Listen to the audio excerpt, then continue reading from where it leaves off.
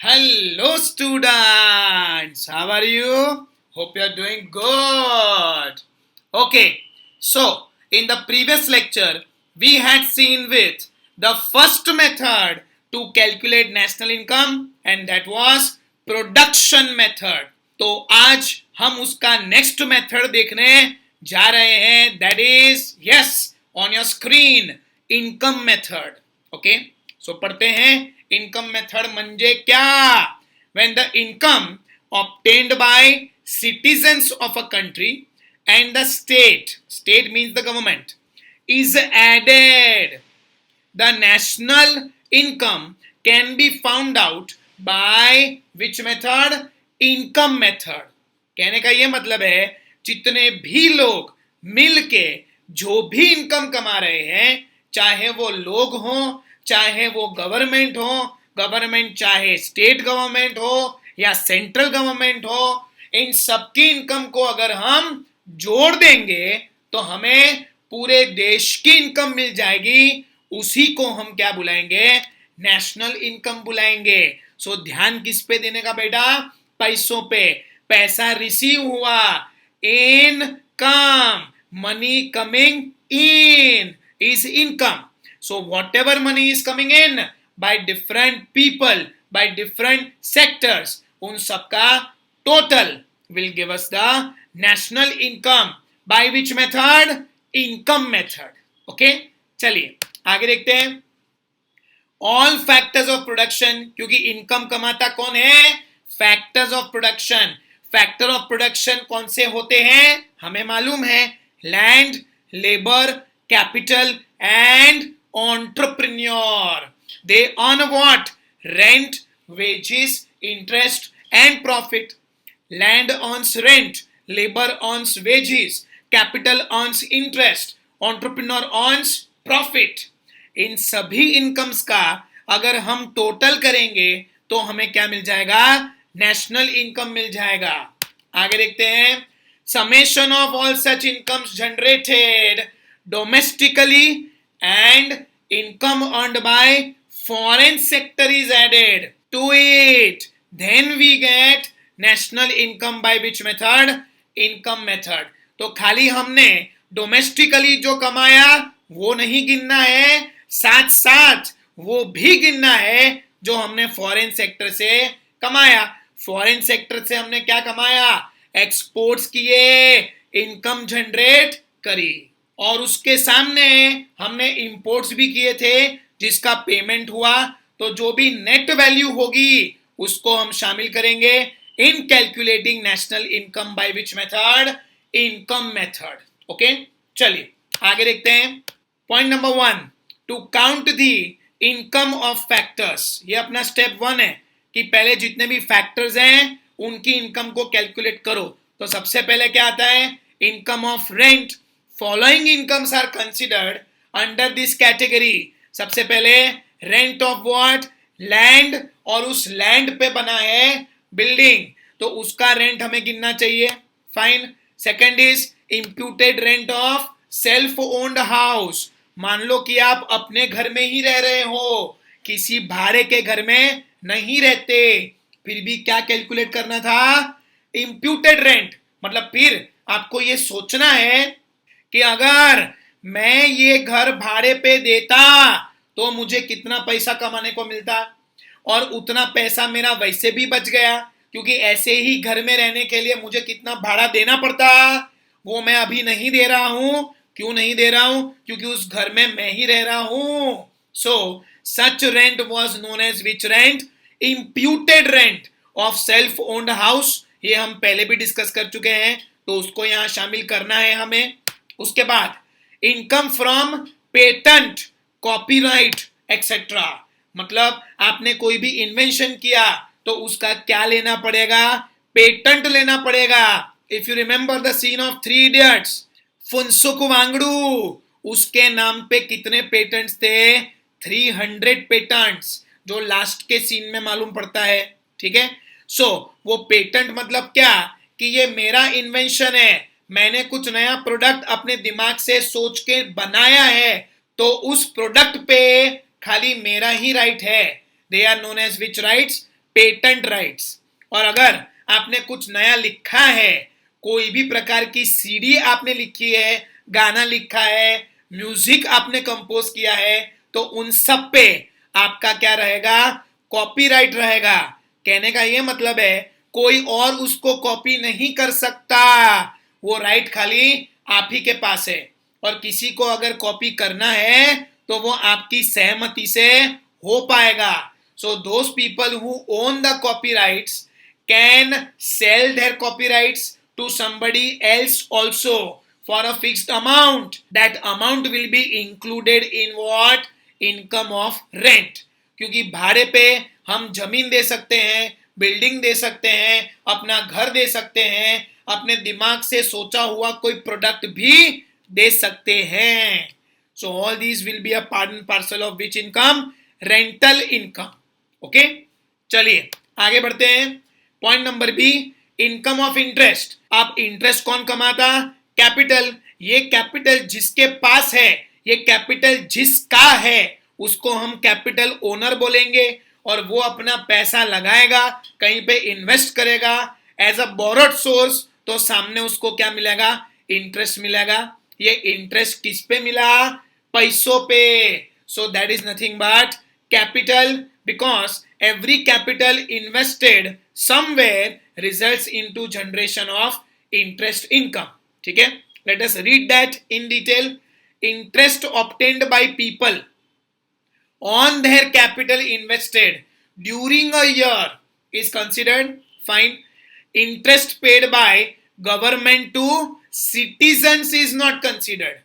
Government ने जो interest हमको पे किया वो नहीं गिनने का। अच्छा, क्यों नहीं गिनने का? उसका रीजन भी है, देखो। बिकॉज स्टेट मतलब government generates income in the form of taxes and page interest from it. मतलब सिटीजन से ही गवर्नमेंट ने टैक्स लिया, उसी टैक्स में से सिटीजन्स को इंटरेस्ट पे किया। तो it is only a transfer of income from one pocket to the other pocket, transfer of income from government to public, and so it should not be considered in calculation of interest income. क्योंकि ये तो वही बात हो गई कि income is shifted from one pocket to the other pocket without any generation of goods and services. So interest paid by government to citizens will not be counted, क्योंकि citizen से ही पैसा लिया, उन्हीं को पैसा वापस दिया। It is only transfer of money and not separate generation of income.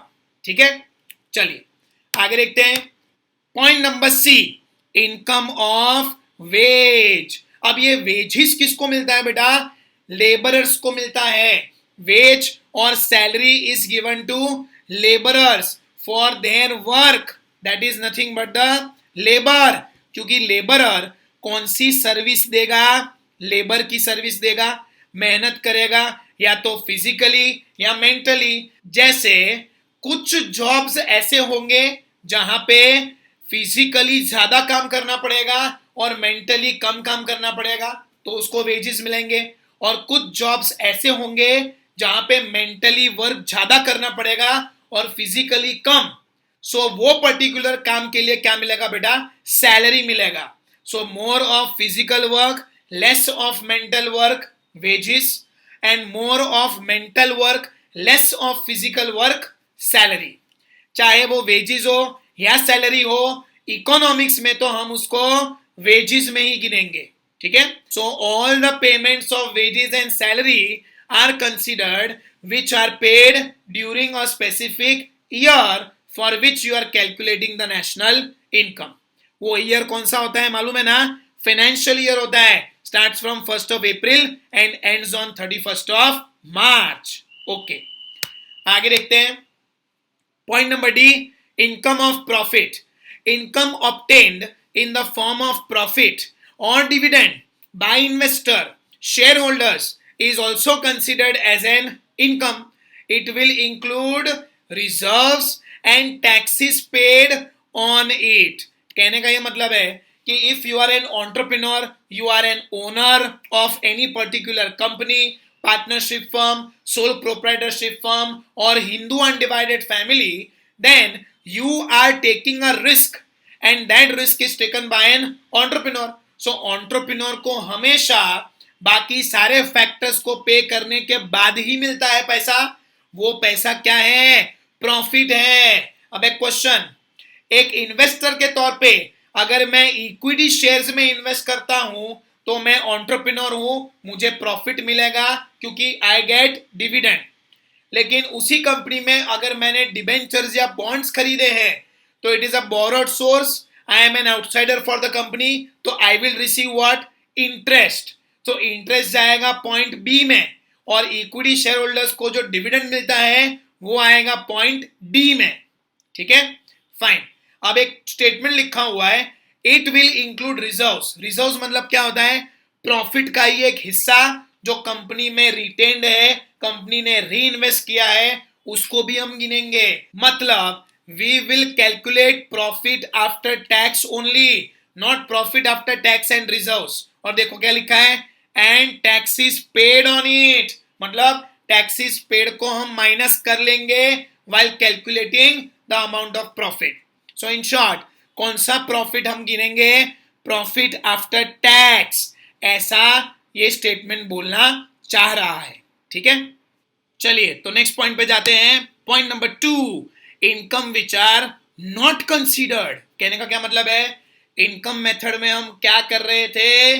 Total of all the incomes. तो जब इनकम्स गिन रहे थे तब हमें खास ध्यान रखना है इन आइटम्स का जो हमें नहीं गिनना है in the income while calculating national income.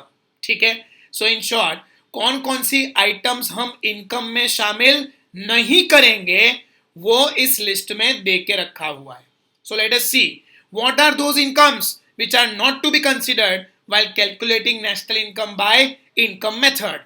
Income generated by way of gifts. Yes or no?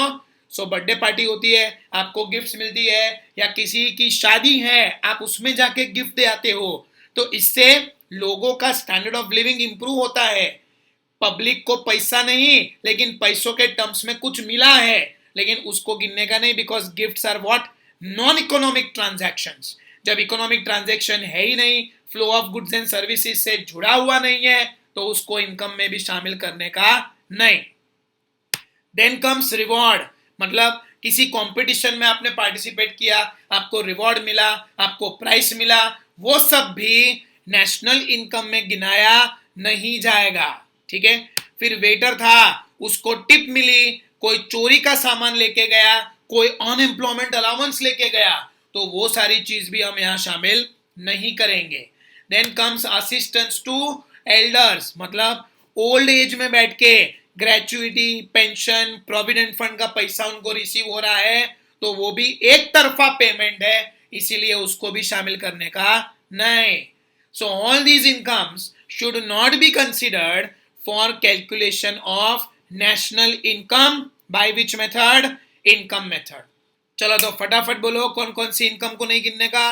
Gift को नहीं गिनने का, रिवॉर्ड नहीं गिनने का, प्राइस नहीं गिनने का, थेफ्ट मतलब चोरी नहीं गिनने का, किसी वेटर को टिप मिली वो नहीं गिनने का, कोई अनएम्प्लॉयमेंट अलाउंस लेके गया वो नहीं गिनने का, old age pension, gratuity, provident fund वो सब नहीं गिनने का, because all these payments are one sided payments. They have no relation with economic transactions. It is given out of happiness, social well-being, etc.